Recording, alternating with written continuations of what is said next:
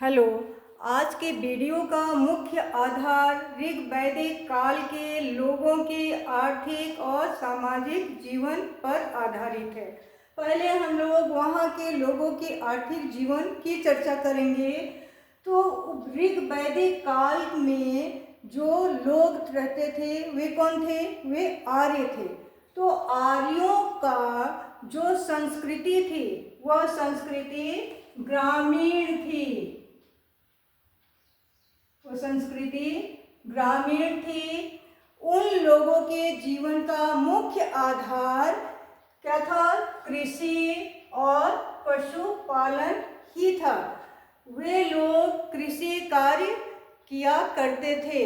कृषि कार्य करने के लिए जो खेत होते थे, जो भूमि होती थी, उसे उर्वरा या क्षेत्र कहा जाता था। वे लोग खेत की जुताई कैसे करते थे? हल और बैल के द्वारा। तो उस हल में वे लोग 6, 8 और 12 बैल को जोड़ करके खेतों की जुताई का कार्य वे करते थे। सिंचाई कार्य वे लोग नहरों के माध्यम से करते थे। इसके अतिरिक्त वे कुएं का भी प्रयोग करते थे। उनका मुख्य जो उत्पादन था खाद्यान्न का, जौ और चावल था। आर्यों का मुख्य व्यवसाय क्या था? पशुपालन था। पशुओं में मुख्य रूप से गाय को विशेष महत्व दिया गया था। जहाँ पर इन पशुओं को रखा जाता था उसे गोश्त या पशुशाला कहा जाता था। गाय जो थी यानी काऊ, वो एक्सचेंज का माध्यम थी। उसे विशेष महत्व दिया गया था ऋग वैदिक काल में। आर्यों की वे क्या थी? संपत्ति थी। सैनिक जब लूट में जाते थे उस समय उनका मुख्य उद्देश्य क्या था? पशुओं की प्राप्ति। पशु की आशा से ही वे लूट का कार्य किया करते थे। गाय के अलावा उस काल में अन्य पशु भी थे, जिसमें बैल, घोड़ा, भेड़, बकरी, गधा, कुत्ता इत्यादि आते थे। अब हम लोग उनके व्यापार और वाणिज्य के बारे में चर्चा करेंगे। तो ये लोग केवल कृषि और पशुपालन पर ही आधारित नहीं थे, बल्कि ये लोग व्यापार और वाणिज्य पर भी ध्यान दिए थे। इसके प्रति वे उदासीन नहीं थे। तो जो लोग व्यापार और वाणिज्य का कार्य किया करते थे वह एक वर्ग था। वह वर्ग कौन था? पणि वर्ग। पणि वर्ग का कार्य व्यापार और वाणिज्य को संभालना था। इस वर्ग के जो पणि वर्ग हैं वे अपने पास सेना भी रखते थे। पणि का अर्थ किससे लिया गया है ऋग वैदिक काल में? पांडवों से। इनकी मुख्य विशेषता क्या थी? कि वे बड़े ही कृपण यानी कंजूस प्रवृत्ति के होते थे। इनका जो व्यापार होता था वह व्यापार सामुद्रिक मार्ग से भी होता था। तो हम क्या देखते हैं कि वर्तमान समय की जो आर्थिक जीवन लोगों का है यह ऋग वैदिक काल में भी हमें वो प्राप्त होता है। उस समय जो सामुद्रिक मार्ग से नाव से जो आयात निर्यात होते थे तो उसमें जो पतवार होता था वह अरित्र कहा जाता था और नाविक जो होते थे उसे अरित्री कहा जाता था। अब हम लोग उनके व्यवसाय और उद्योग धंधे के ऊपर चर्चा करेंगे। तो व्यवसाय और उद्योग धंधे के अंतर्गत बहुत सारे अन्य वर्ग के लोग भी कार्य किया करते थे।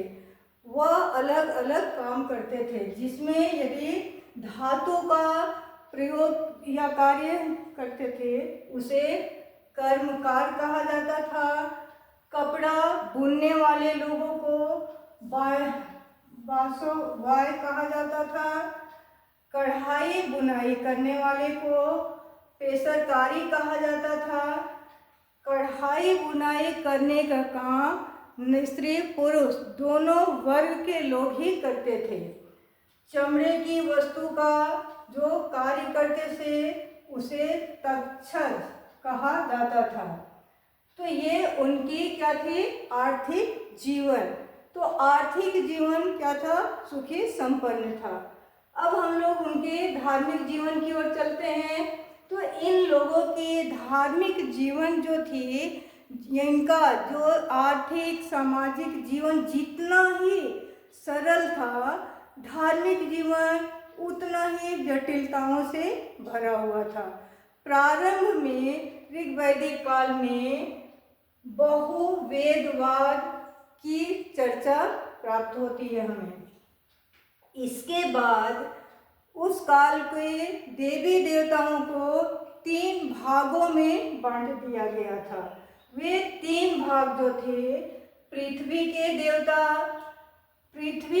देवता के अंतर्गत भी देवताओं का वर्गीकरण किया गया था, जिसमें पृथ्वी, अग्नि, सोम, बृहस्पति, अपानपात और नदी को भी देवता में ही गिना गया था। दूसरा जो था वर्ग, वह था अंतरिक्ष। अंतरिक्ष वर्ग में इंद्र, रुद्र, वायु, वात, यम, प्रजापति, आदिति को इस वर्ग में रखा गया था। तीसरा जो है वह है आकाश। आकाश के अंतर्गत वरुण देव, सूर्य और विष्णु आते थे।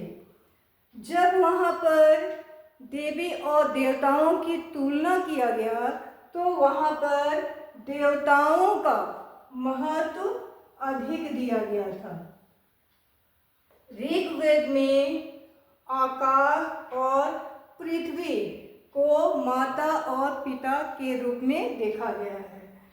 सबसे महत्वपूर्ण बात यह है कि आज भी जो गायत्री मंत्र का उच्चारण किया जाता है वह ऋग्वेद का ही मंत्र है।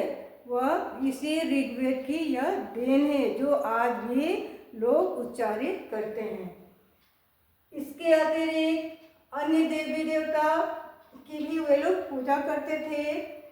अग्नि यज्ञ, गृहपति यज्ञ, ब्रह्म देव यज्ञ, पितृयज्ञ, मनुष्य यज्ञ, भूत यज्ञ, ये सारे यज्ञ के विभिन्न प्रकार थे। और ये विभिन्न प्रकार के यज्ञ कौन से लोग करते थे? जो लोग गृहस्थ थे।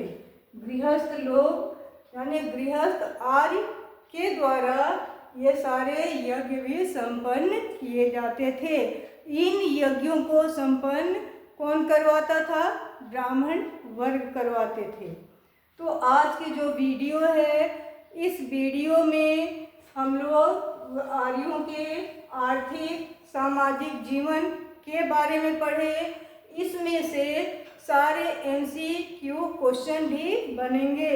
अभी UPSC की परीक्षा की डेट आ गई है, इसलिए इस वीडियो को आप लोग अपने दोस्तों में अधिक से अधिक शेयर करेंगे। वीडियो को लाइक, शेयर, सब्सक्राइब